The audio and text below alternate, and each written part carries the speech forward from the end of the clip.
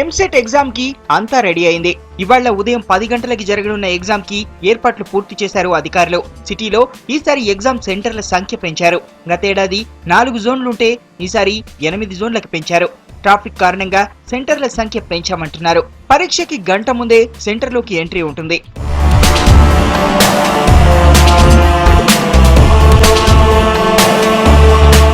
ఎప్పటిలాగే ఈసారి కూడా ఎగ్జామ్ హాల్ కి 1 నిమిషం లేటుగా వెళ్లినా నో ఎంట్రీ బోర్డు ఉంటుంది. ఎగ్జామ్ హాల్లోకి ఒకసారి ఎంటర్ అయితే పూర్తయ్యే వరకు బయటికి రావడానికి వీల్లేదు.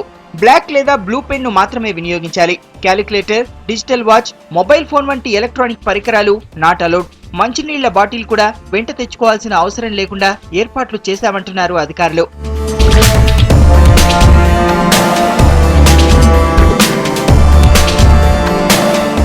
ఎనిమిది జోన్లలో ఇంజనీరింగ్ విద్యార్థులకు 100 సెంటర్లలో ఎగ్జామ్ జరగనుంది. 1,58,240 మంది ఇంజనీరింగ్ పరీక్ష రాయనున్నారు. అగ్రికల్చర్ అండ్ మెడికల్ ఎగ్జామ్ కోసం 48 కేంద్రాలు ఏర్పాటు చేశారు. 1,23,203 మంది మెడిసిన్ ఎంట్రన్స్ రాయనున్నారు.